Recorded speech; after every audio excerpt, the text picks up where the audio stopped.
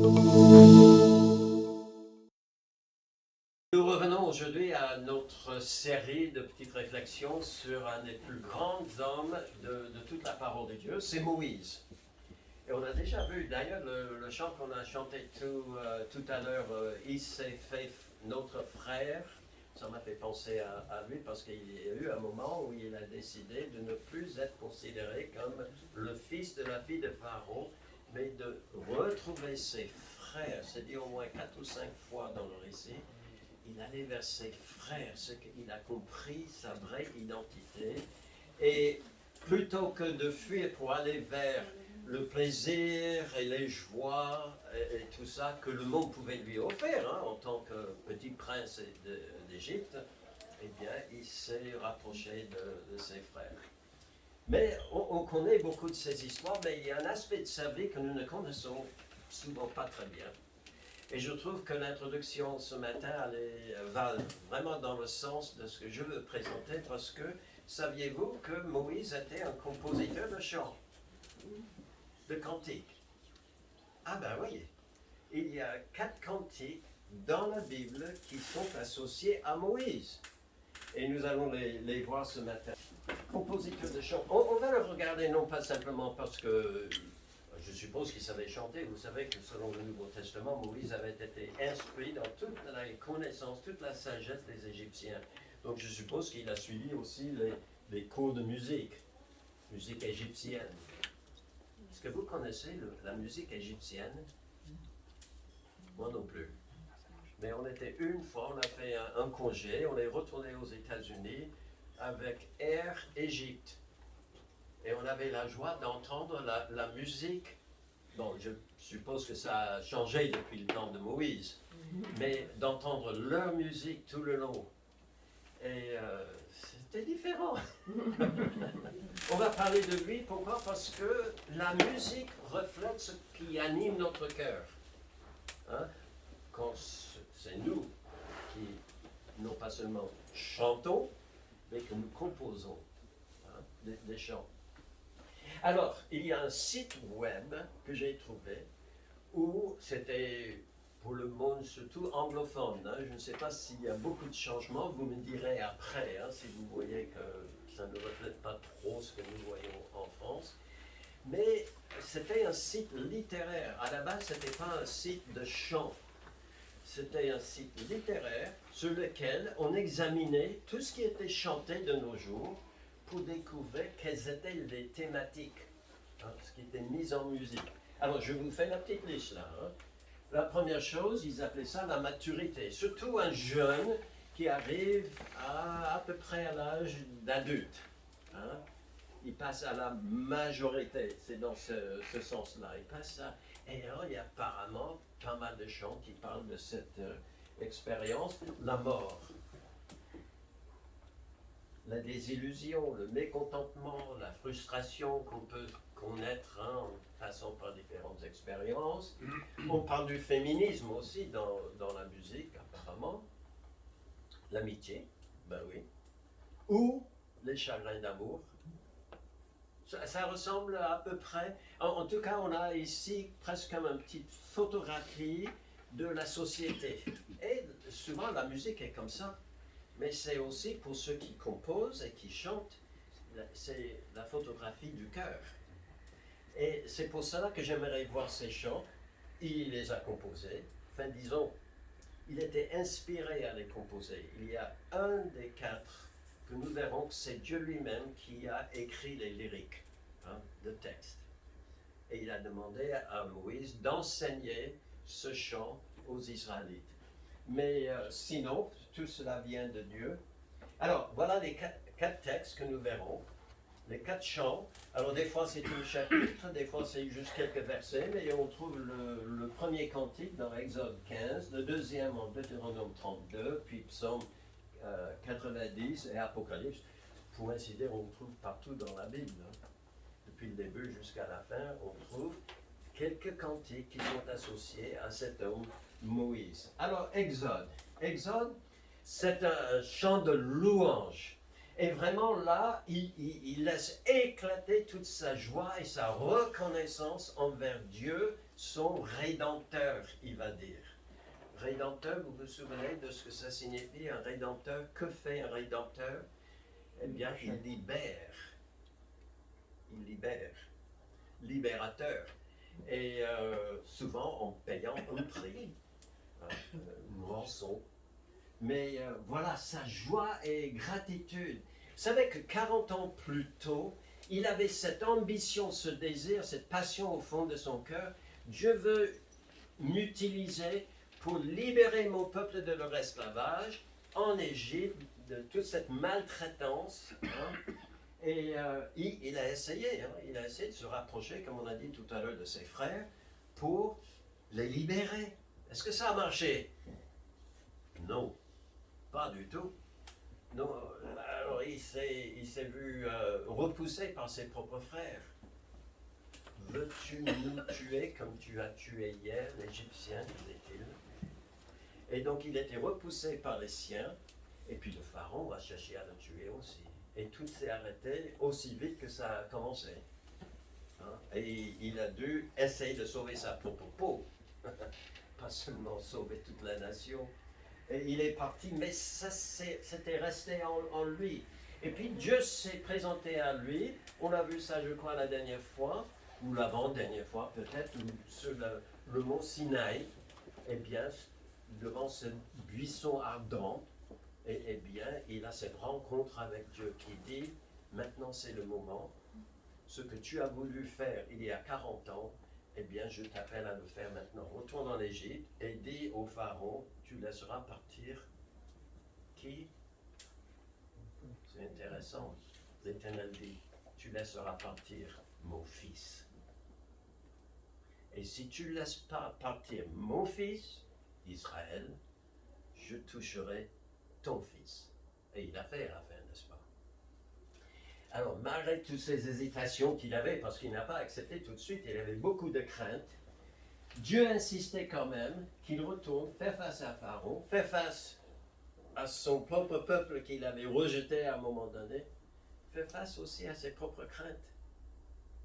Mais finalement, il accepte de le faire et il rentre. Et Dieu, il a agi. Il a mis à genoux le Pharaon, qui ne pouvait que constater la mort de son fils, mais il a mis sur pied toute la nation d'Israël, qui a commencé cette longue marche vers la terre que l'Éternel avait promise au peuple bien avant, au temps d'Abraham. Et Dieu est fidèle. Mais il restait encore une épreuve. Et Dieu, à un moment donné, au lieu de les faire continuer sur ce que nous appelons la Via Maris, c'est ce qui suit la Méditerranée, il y avait une voie large qu'ils empruntaient apparemment au début. Dieu les a fait bifurquer vers le sud pour être pris entre le désert une part, et puis la mer Rouge d'autre part, et Pharaon venait par derrière. Il n'y avait aucun échappatoire. Mais là encore, Dieu a agi, n'est-ce pas? Et pendant la nuit, il a fait souffler un vent, il a ouvert un passage. Il a si bien fait que Israël a pu traverser à pied sec. Et le lendemain matin, quand les chars de Pharaon ont essayé de les rattraper, et qu'eux, ils se sont engagés dans la mer Rouge, eh bien, Dieu a refermé le passage sur eux, ils sont tous morts. Il y a un autre chanteur en Israël, un certain Asaph, du temps de David, qui lui-même compose un chant pour se souvenir de ce qui s'est passé. Et il dit ceci, c'est le psaume 77 qui dit, c'est Asaph qui le chante, « Je rappellerai les œuvres de l'Éternel, car je me souviens de tes merveilles d'autrefois. Je parlerai de toutes tes œuvres, je raconterai tes hauts faits. Oh Dieu, tes voix sont saintes. » Ça ressemble à ce qu'on a entendu tout à l'heure de Marie, n'est-ce pas, qui parlait de la sainteté de Dieu. Tes voix sont saintes. Quel Dieu est grand comme Dieu! On ne voit pas le changement de mot en hébreu ici. Mais ce n'est pas le même mot, Dieu ici et Dieu là. Quel est le Dieu qui est aussi grand que notre Dieu. Tu es le Dieu qui fait des prodiges. Tu as manifesté parmi les peuples la puissance. Par ton bras, tu as délivré ton peuple, les fils de Jacob et de Joseph. Pause de réflexion. On raconte ce que Dieu a fait. Il ne sait, il ne dit pas encore comment il a fait. Il continue en expliquant, les eaux t'ont vu, ô Dieu. Les eaux t'ont vu, elles ont tremblé, les abîmes se sont émus, les nuages versèrent de l'eau par torrents. Le tonnerre retentit dans les nues et tes flèches volaient de toutes parts. Ton tonnerre éclata dans le tourbillon, les éclairs illuminèrent le monde, la terre s'émut et trembla, tu te frayas un chemin par la mer, un sentier par les grandes eaux, et tes traces ne furent plus reconnues. Ah oui, comme tout était fermé après. Tu as conduit ton peuple comme un troupeau par la main de Moïse et d'Aaron. Deuxième personne donc qui a chanté par rapport à ça, mais est-ce que vous avez jamais eu un cauchemar? Mais vraiment quelque chose de saisissant. Je réveille quelquefois mon épouse, hein, parce que j'aurai un cauchemar, quelque chose qui me prend tellement que je commence à m'agiter dans le lit et à prendre des coups. Mais des fois, c'est tellement réel que ça fait peur. Et puis, à un moment donné, ouf, on se réveille, on dit merci Seigneur. Merci Seigneur. Ce n'était qu'un mauvais rêve. Mais pour Israël, ce n'était pas un mauvais rêve. Pendant des semaines et des mois, Israël était sur une espèce de, comment on peut appeler ça? Il y en a qui disent ascenseur émotionnel, il y en a d'autres qui parlent de montagne russe, ça monte, ça descend. Et pendant un bon moment, et ce n'était pas un cauchemar, il n'y avait pas quelqu'un pour les secouer, pour dire oh, c'est juste un mauvais rêve. Non, c'était la réalité. Et il y a, là, Dieu, il est intervenu, et quand Israël et Moïse ont vu les chars complètement détruits et les corps de ces gens-là, ces soldats sur le rivage, ils se sont mis à chanter. Et c'est Moïse qui donne le ton là. Et voilà, je vais lire juste une partie de ce qu'il chante. Qui est comme toi parmi les dieux, ô Éternel? Qui est comme toi, magnifique en sainteté, digne de louange, opérant des prodiges? Tu as étendu ta droite. La terre les a engloutis, les Égyptiens. Par ta miséricorde, tu as conduit, tu as délivré ce peuple. Par ta puissance, tu le diriges vers la demeure de ta sainteté. Les peuples l'apprennent et ils tremblent. Les chefs d'Édom s'épouvantent. Un tremblement saisit les guerriers de Moab. Tous les habitants de Canaan tombent en défaillance. Et la crainte et la frayeur les surprendront. Par la grandeur de ton bras, ils deviendront muets comme une pierre jusqu'à ce qu'ils soient passés, le peuple que tu as acquis. Tu les emmèneras et tu les établiras sur la montagne de ton héritage, au lieu que tu as préparé pour ta demeure, ô Éternel, le sanctuaire, Seigneur, que tes mains ont fondé. L'Éternel régnera éternellement et à toujours, car les chevaux de Pharaon, ses chars, ses cavaliers, sont entrés dans la mer, et l'Éternel a ramené sur eux les eaux de la mer. Mais les enfants d'Israël ont marché à sec au milieu de la mer. Et ils continuent leur chemin. Il y avait de quoi se réjouir, n'est-ce pas?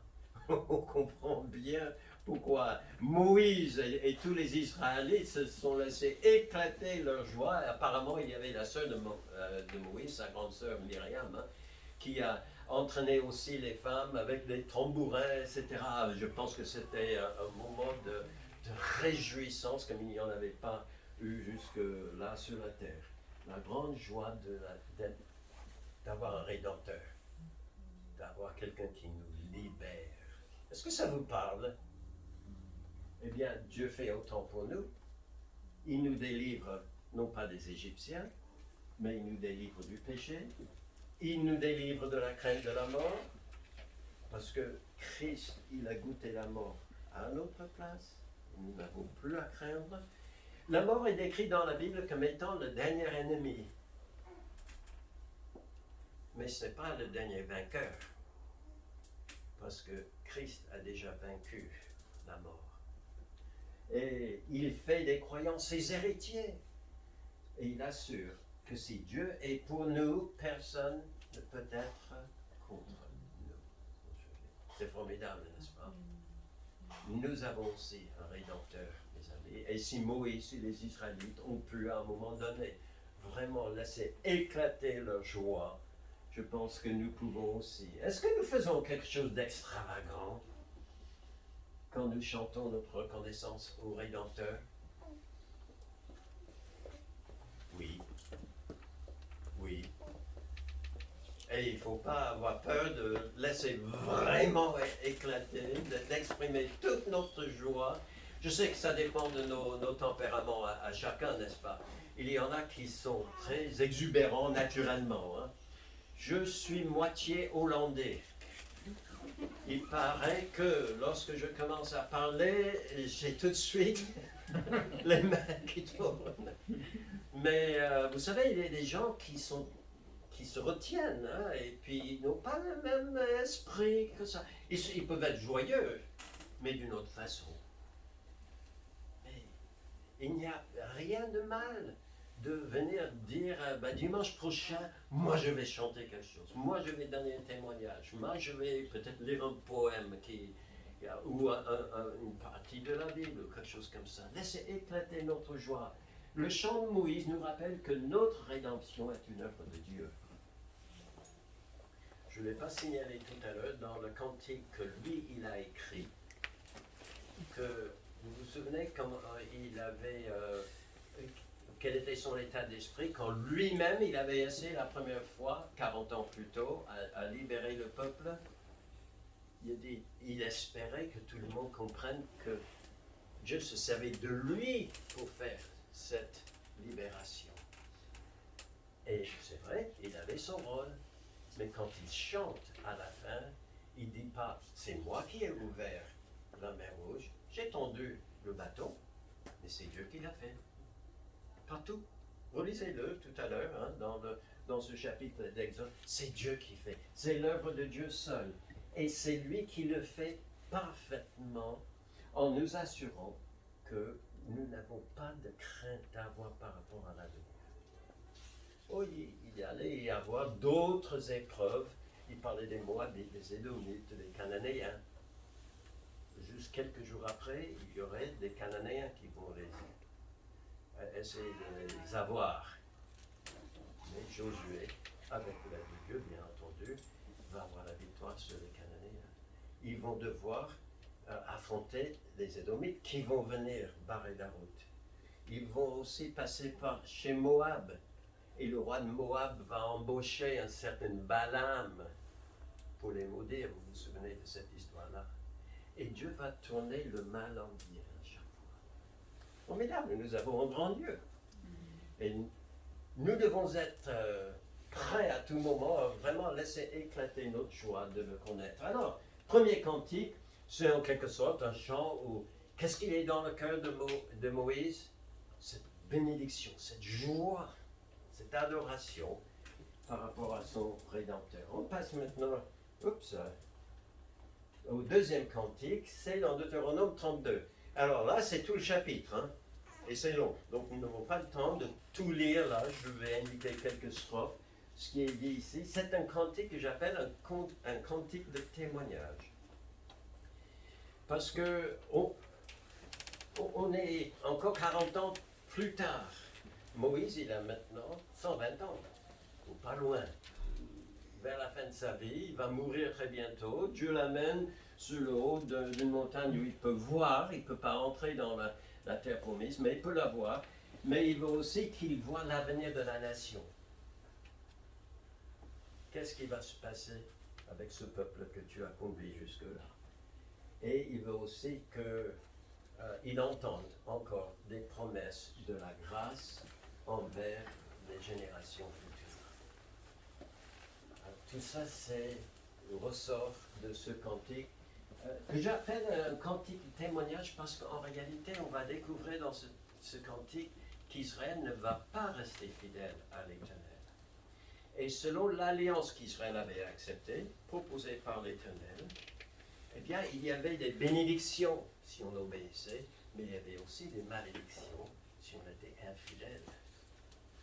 Et là, malheureusement, on va découvrir qu'Israël ne va pas suivre comme elle devait leur Dieu. Et donc, les malédictions vont tomber. Mais voyons ça, il y avait dans une des premières strophes sorte de récitation des bontés de l'Éternel par fidélité à ses promesses. Il va les faire entrer dans la terre promise, c'est bon à savoir. Vous savez, la première fois qu'ils ont envoyé des espions pour voir comment était le pays, la grande majorité, 10 des 12 espions étaient contre. Impossible, c'est trop difficile, les gens sont comme des géants, on ne peut pas du tout entrer là. Hein. Et Dieu leur a dit, vous allez tous mourir, vous qui n'y croyez pas. Mais alors ils sont de nouveau prêts à entrer encore dans la terre. Toute la génération précédente est maintenant morte. Il y a leurs enfants qui sont là, qui doivent eux prendre une décision. Que ferons-nous? Et Dieu fait la promesse, je vais les faire entrer. Ils vont en faire entrer. Ça, c'était bon pour Moïse de savoir. Il dit ceci au verset 13, il t'a fait monter sur les hauteurs du pays, et Israël a mangé les fruits des champs. Il lui a fait sucer le miel du rocher, l'huile qui sort du rocher le plus dur. Oui, il y a beaucoup de montagnes, c'est rocailleux, etc. Il y a des bons vallées aussi, bonnes vallées. Mais je vais faire produire pour que ce peuple puisse vivre là en abondance. Et puis vient une strophe où il parle de l'infidélité. Regarde ce qu'il dit, Israël est devenu gras. Ah, on est bien installé.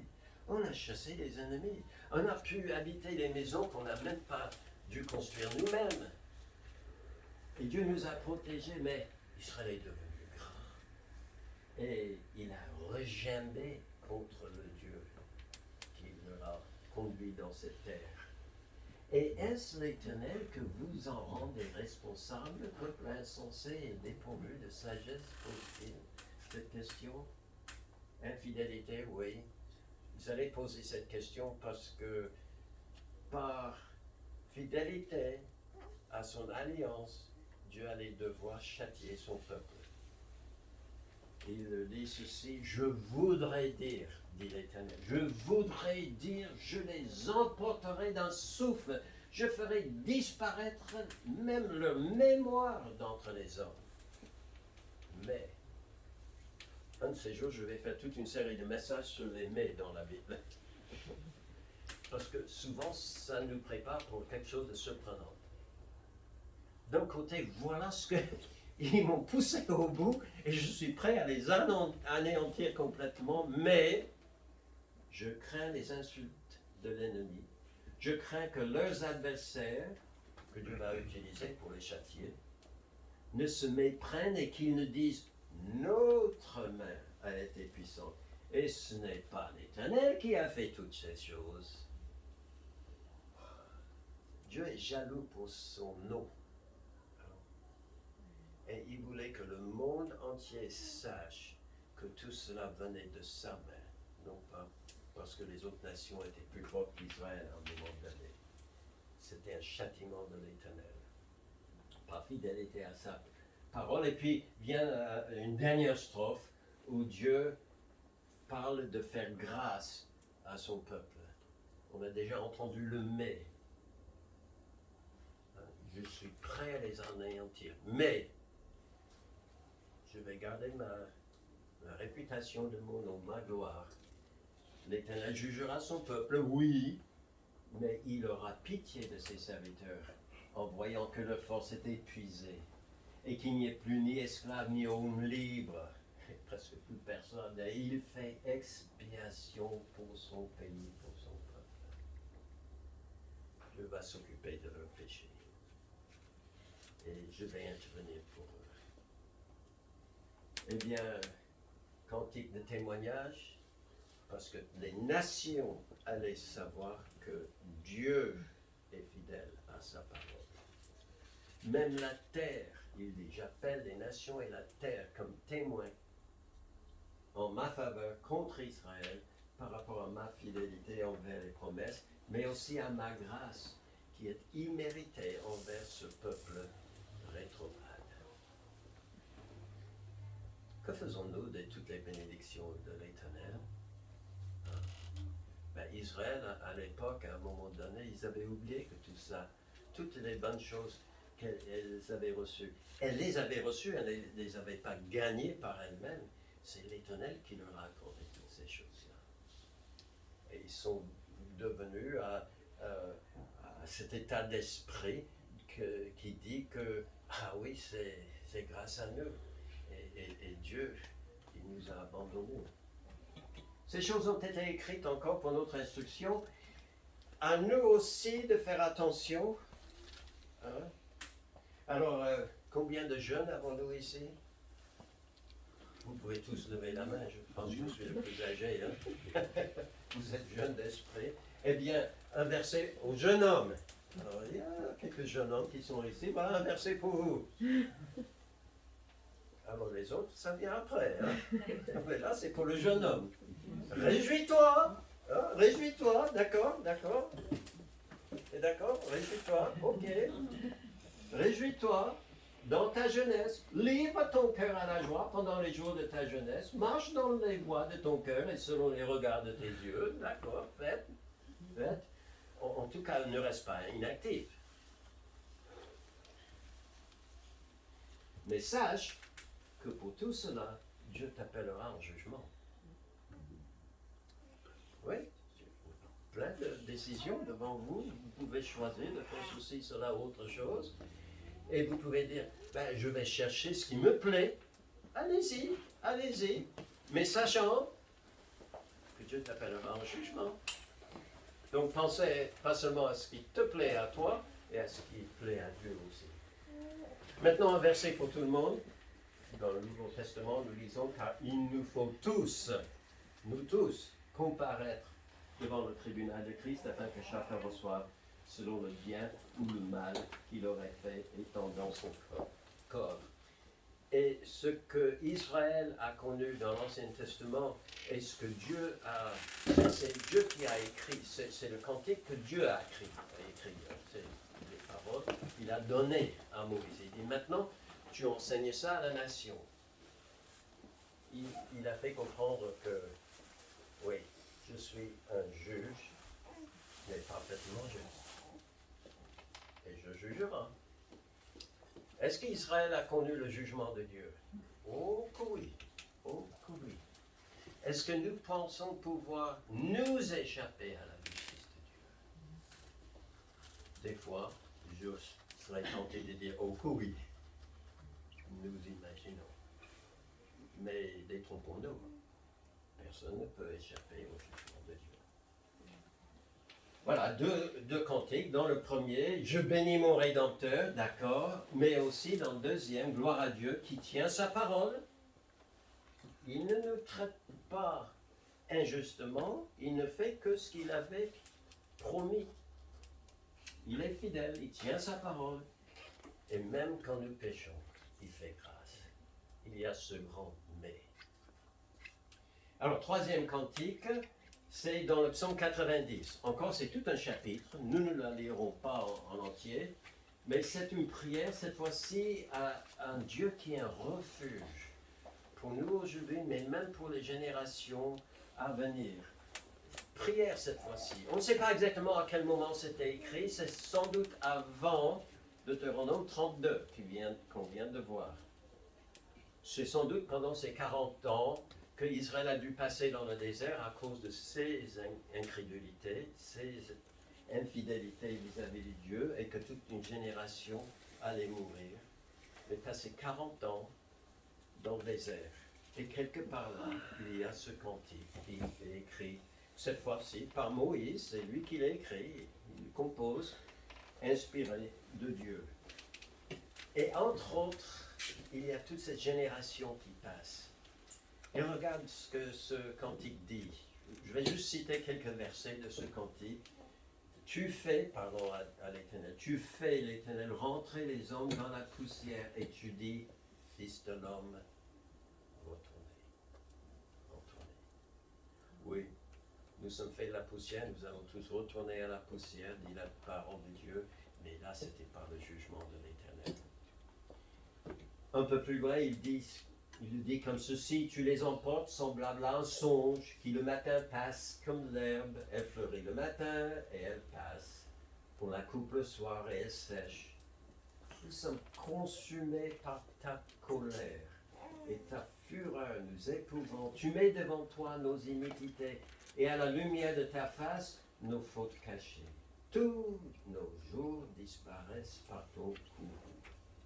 Nous voyons nos années s'évanouir comme un son. Vous savez, dans le désert, vous pouvez beau parler, vos poissons s'en vont, il n'y a rien pour réfléchir, hein, pour faire écho à ça. C'est disparaît, c'est tout. Et voyant tous ces amis, hein, toute cette génération disparaître les uns après les autres, eh bien, il pense à cela, il l'écrit dans ce cantique. Et puis, il commence à prier. Il dit, qui prend garde à la force de ta colère et à ton courroux sur la crainte qui t'est due? Enseigne-nous à bien compter nos jours afin que nous appliquions notre cœur à la sagesse. Ah. Et puis un peu plus loin encore, rassasie-nous chaque matin de ta bonté et nous serons toute notre vie dans la joie et l'allégresse. Réjouis-nous autant de jours que tu nous as humiliés. Il y a une parfaite justice devant Dieu. Les espions avaient passé 40 jours à constater combien la terre que Dieu leur avait promis était une bonne terre, un bon pays. Mais ils sont revenus avec un mauvais rapport. Alors, une année pour chaque jour que les espions, 40 jours, 40 années d'errance dans le désert. Incrédulité, jugement. Et voilà. Mais autant d'années que nous avons vu le malheur, que tu nous as humiliés, que ton œuvre se manifeste à tes serviteurs et ta gloire à leurs enfants. Que la grâce de l'Éternel notre Dieu soit sur nous. Affermis l'ouvrage de nos mains. Oui, affermis l'ouvrage de nos mains. Il chante. Oui. Il a quel âge, je ne sais pas. Il a plus de 80 ans. Il n'a pas encore peut-être les 120, je ne sais pas exactement, mais c'est un homme de troisième âge, on dirait facilement, et qui croyait que Dieu est miséricordieux. Il pouvait prier ce Dieu. Il voit les fautes de son peuple. Et il connaît les siens, parce que vous savez, il n'a pas pu entrer dans le pays non plus. Hein. Il allait mourir avant, parce qu'à un moment donné, il n'a pas respecté le commandement de l'Éternel. Il n'a pas pu entrer non plus. Mais il constate que Dieu est miséricordieux malgré tout, qu'il ne traite pas les enfants selon les péchés de leurs parents. Il parle des enfants à un moment donné. Et il parle de l'ouvrage de leurs mains. Ils vont devoir gagner cette terre par des batailles, etc. Affermir l'œuvre de nos mains. Et il est aussi un refuge pour ceux qui croient en lui et qui le suivent. C'est normal quand on arrive à un certain âge, comme il a un certain âge maintenant. Vous savez, il avait des enfants aussi. Hein. Il y avait 2 garçons. C'est dommage, ses propres garçons n'ont pas pu entrer dans la terre promise. Mais c'est normal, quand on arrive à un certain âge, de réfléchir sur la vie que nous avons vécue, et quelquefois il y a le souvenir de nos propres fautes qui viennent en mémoire, non? Et quelquefois nous nous inquiétons pour nos enfants, pour nos petits-enfants. Mais nous pouvons confier à Dieu nos enfants et petits-enfants, nous pouvons penser à cet avenir, nous pouvons demander la grâce de Dieu, croire en sa grâce pour nos manquements, mais aussi pour les leurs. Nous pouvons lui demander d'affermir l'ouvrage de nos mains à nous tous. De savoir qu'il s'était investi pendant des années, des décennies de sa vie pour faire l'œuvre de Dieu qui n'était pas du tout facile. Seigneur, affermis ça. Permette que ton peuple entre dans le pays et soit avec eux. Oui. Premier cantique. Je t'adore, Dieu Rédempteur, de m'avoir libéré de toutes mes craintes passées, présentes, futures. Je crois que tu garderas les promesses et que tu es miséricordieux, quand bien même je suis infidèle. Et dans cette dernière cantique que nous avons vue là, Seigneur, garde et bénit les générations futures. Ça fait 3. Il y a combien? 4. Alors là, pour le 4e, on va devoir tourner une page dans la Bible, et pratiquement toutes les pages dans notre Bible, pour arriver au dernier livre de l'Apocalypse, nous disons. Le contexte, c'est la fin des temps. C'est vraiment la fin des temps, un temps que nous appelons tribulation, même quelquefois grande tribulation, que le monde appelle souvent Apocalypse. Hein? Mais dans l'esprit du monde, le mot Apocalypse n'est pas traduit, c'est un mot en grec qui signifie une révélation. Dieu dévoile ce qui va se passer à la fin des temps. Mais pour la plupart du monde, quand ils entendent le mot Apocalypse, ils parlent aux jugements terribles qui vont s'abattre sur la terre.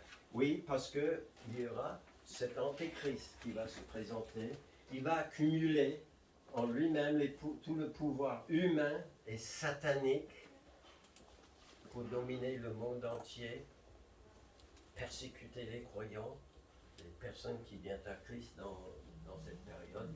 Malgré tout, Dieu va intervenir, même dans cette période future. Il va intervenir pour sceller des milliers de Juifs, pour que personne ne les touche, et assurer que l'Évangile, ce qui est appelé l'Évangile éternel, soit prêché, même dans cette période super difficile.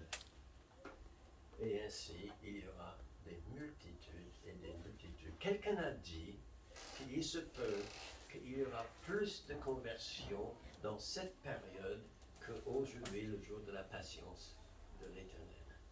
Je n'en sais rien, mais il y aura beaucoup. Beaucoup seront persécutés à mort à cause de leur foi, mais il y aura beaucoup qui seront sauvés. Pourquoi? Parce que, alors là, on revient à notre cantique que nous avons chanté ce matin. Enfin, chanté, on a lu dans Luc chapitre 1. Rien n'est impossible à notre Dieu. Il y a, vous pouvez, et des fois on se désole quand on lit les actualités dans le journal ou quand on regarde ça à la télé, et ma femme et moi nous disons, oh Seigneur, oh là là, dans quel monde sommes-nous? Et comment est-ce que tu peux encore faire grâce aujourd'hui quand nous voyons ce que nous voyons sur la terre? Mais vous savez, rien n'est impossible à Dieu. Rien du tout.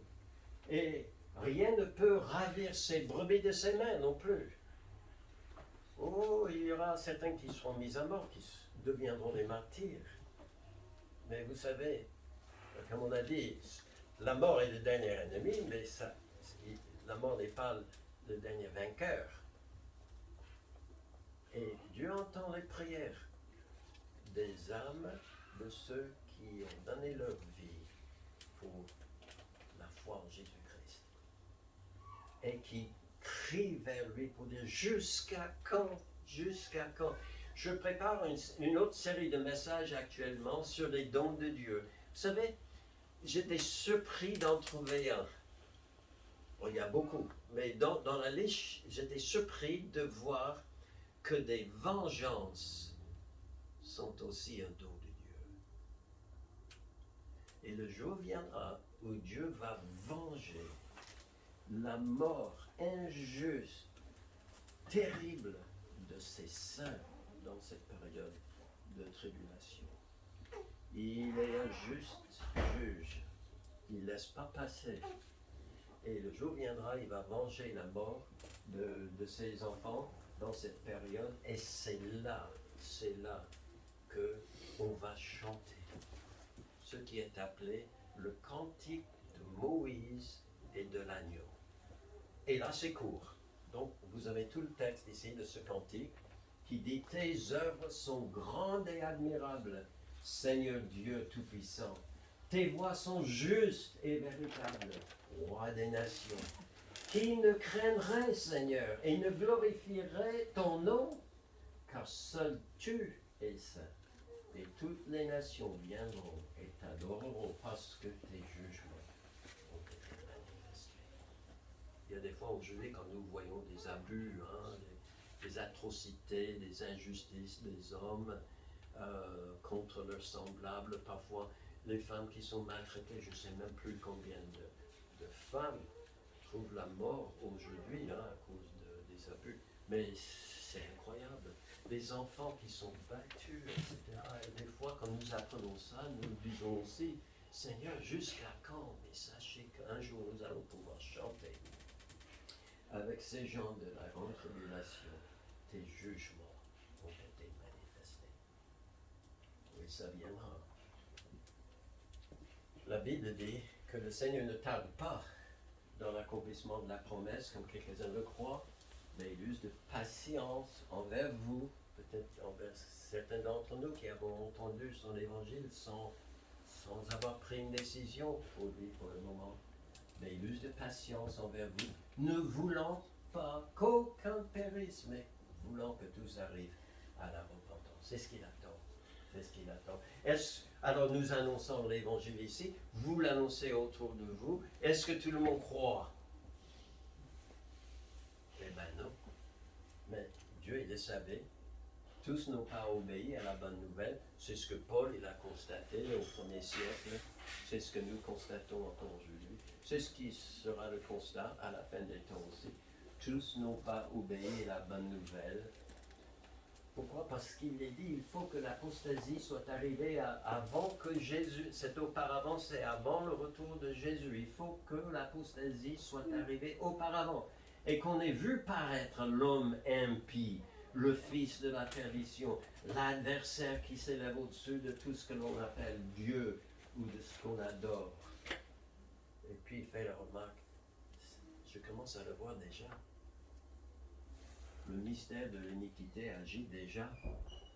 L'apparition de cet impie, ce fils de perdition, ce antichrist, comme nous disons, se fera par la puissance de Satan avec toutes sortes de miracles, de signes et de prodiges mensongers, et avec toutes les séductions de l'iniquité. Séduction de l'iniquité? Qu'est-ce que c'est les séductions de l'iniquité? C'est qu'on aime bien faire ça. Il y a du plaisir à faire le mal des fois. Hein? La Bible, en parlant de Moïse, encore dit qu'à un moment donné, il a laissé les plaisirs du monde, les plaisirs éphémères du péché pour choisir de s'identifier avec le peuple de Dieu. On a un choix aussi. Il y a les séductions de l'iniquité pour ceux qui périssent, parce qu'ils n'ont pas reçu l'amour de la vérité pour être sauvés. Et cet impie, eh bien, le Seigneur Jésus-Christ va le détruire par le souffle de sa bouche. Il n'aura qu'à dire le mot. On parle aujourd'hui le souffle de notre bouche et on pense au Covid, n'est-ce pas? Mais le jour viendra, il suffit que Dieu dise le mot. Ce sera l'affaire pour lui. Il écrasera cet impie par l'éclat de son avènement. Le mot avènement est le mot qui est employé. C'était employé en grec pour un roi qui arrive et il se met sur le trône. Et quand il viendra, c'est le jour de son avènement, pas seulement de son apparition, mais le jour où il prend son rôle de roi des rois et seigneur des seigneurs. Et quand ça se passera, ce sera avec éclat. Et Satan mais aussi cet antéchrist sera dégagé. Et alors, c'est là que les saints, martyrs de la tribulation, chanteront ce cantique de Moïse que nous avons vu là tout à l'heure. Ils seront dans la joie. Et là, je vous assure, ils vont éclater de mort, parce que la justice règne enfin. Ils ne sont pas morts en vain. Pour résumer, tout ces cantiques, et avec ça on termine. Exode chapitre 15, premier cantique. Dieu est plus puissant que les dangers qui me menacent, mais aussi plus grand que mes propres craintes. Je peux lui confier ma vie. Je peux même le louer. Deuxième cantique. Quelles que soient nos infidélités, Dieu restera fidèle et fera grâce pour la gloire de son nom. Il a fait des promesses envers nous. Ce n'est pas une excuse pour être infidèle. Mais au moment où nous sommes abattus par la pensée, je mérite le jugement de Dieu à cause de mes infidélités, il vient pour nous dire, je viens te faire grâce. Nous pouvons confier notre avenir, celui aussi de nos enfants, de nos petits-enfants, entre les mains du Seigneur. Que ta volonté, Seigneur, soit faite dans nos vies à tous. Et Dieu fera justice en son temps. Mes amis, il vaut la peine de vivre, de croire en Dieu et de vivre pour lui. Alors, question, enfin, remarque plutôt, soyons extravagants, adorons Dieu. Comment est-ce qu'on fait? En écrivant des chants comme Moïse il a fait? Oui, c'est une façon, mais je ne sais pas si vous avez ce talent-là. Moi, je ne l'ai pas. J'ai peut-être composé un chant de toute ma vie. Je n'ai osé le chanter devant personne. D'ailleurs, je pense l'avoir oublié. Mais oui, on n'a pas tous ce talent-là. Mais comment est-ce qu'on peut adorer Dieu? Ben, peut-être en chantant des cantiques que d'autres qui ont ce talent-là ont écrit pour nous et qui expriment le sentiment que nous avons. Là, on peut les chanter. On peut... Vous savez, quelle est la première manière qui est présentée dans la parole de Dieu pour adorer le Seigneur?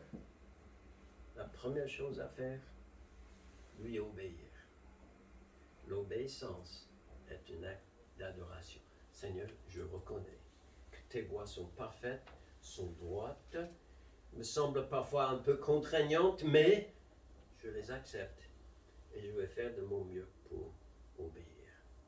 Ça, c'est déjà un acte d'obéissance. Sans dire un mot, nécessairement, mais tout simplement par la vie de dire, Seigneur, je vais manifester ma joie, ma reconnaissance d'être à toi.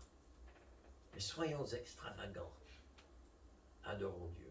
Je vous laisse choisir votre façon de faire, d'accord? Vous en trouverez, j'en suis certain. On va prier pour terminer. Notre Dieu, merci pour ces beaux cantiques qui nous montrent ce qui était dans le cœur de cet homme de Dieu. Moïse, qui avait une pleine confiance en toi pour son présent, mais aussi pour l'avenir. Tu lui as montré aussi toute ta grâce, Seigneur, et nous savons que la fin de toute chose est déjà prévue. Même si nous ne connaissons pas tous les détails, nous pouvons affirmer que toi, tu régneras. Ce ne sera pas nous sur le trône, ce sera toi. Tu vas juger tout le monde, ce sera avec justice, mais tu vas récompenser aussi ceux qui se donnent la peine de vivre pleinement pour toi. Aide-nous à le faire pour la gloire de ton nom. Amen.